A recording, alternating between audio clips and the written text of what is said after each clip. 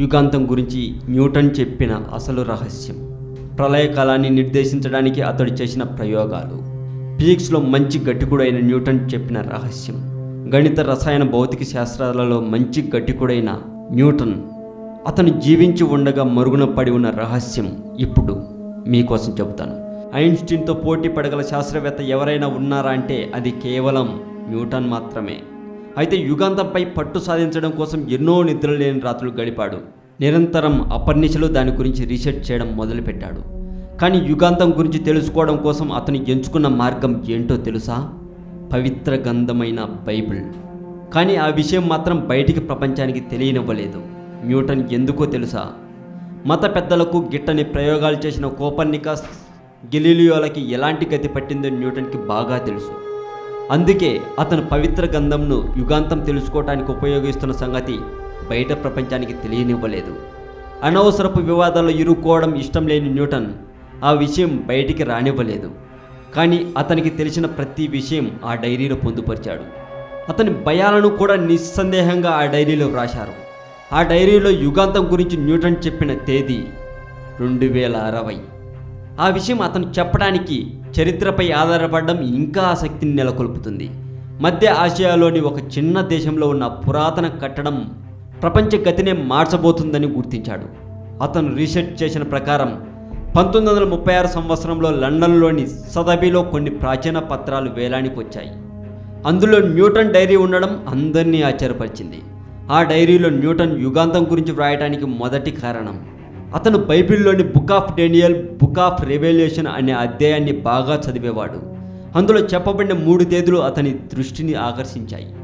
ఆ మూడింటిలో చివరి తేదీ దగ్గరకు వచ్చేసరికి యాంటీ క్రైస్ట్ అనే శక్తి బయలుదేరుతుందని, తన ఆకృష్యాలకి పరాకాష్ఠగా పవిత్ర కట్టడాన్ని ఆక్రమించుకుంటుందని న్యూటన్ అర్థం చేసుకున్నాడు. అప్పుడే దేవునికి సైతానికి మధ్య ప్రత్యక్ష యుద్ధం ప్రారంభమవుతుందని, అంతిమంగా యుగాంతంకు దారితీస్తుందని భావించాడు. బైబిల్లో ప్రస్తావించబడిన ఆ పవిత్ర కట్టడమే జెరూసలేంలోని సొలొమోన్ టెంపుల్. హీబ్రూ బైబిల్ ప్రకారం యూదుల రాజు అయిన సొలొమోన్ ఈ దేవాలయాన్ని నిర్మించాడు. క్రీస్తుపూర్వం 1000 సంవత్సరాల నాడు కట్టబడిన ఈ దేవాలయం ఆ తర్వాత 400 సంవత్సరాలకి బాబిలోనియన్లు కూల్చేశారు. కొంతకాలం గడిచాక అదే శిథిలాలపై మళ్ళీ సొలొమోన్ టెంపుల్ని తిరిగి కట్టారు. జీసస్ క్రైస్ట్ కూడా దీనిని స్వయంగా దర్శించాడని బైబిల్ చెబుతుంది. రెండవసారి కూడా ఈ టెంపుల్ ఎక్కువ కాలం మనలేకపోయింది. క్రీస్తు శకం 70లో రోమన్లు జరిపిన దండయాత్రలో ఈ కట్టడం ధ్వంసమయ్యింది. ఈ సందర్భంలోనే రోమన్లు యూదుల్ని వారి మాతృభూమి అయిన ఇజ్రాయెల్ నుండి దూరంగా తరిమివేశారు.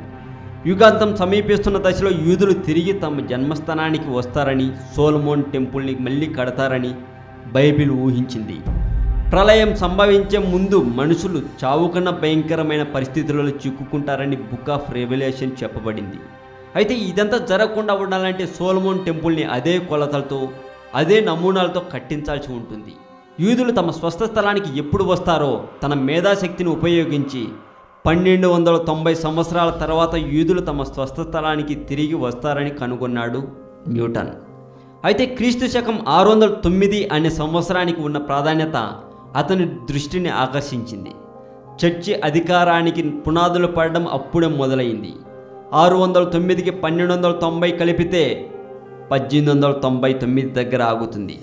అతను అనుకున్నట్లే 1899 సంవత్సరం యూదులకి చారిత్రాత్మక సంవత్సరంగా నిలిచింది.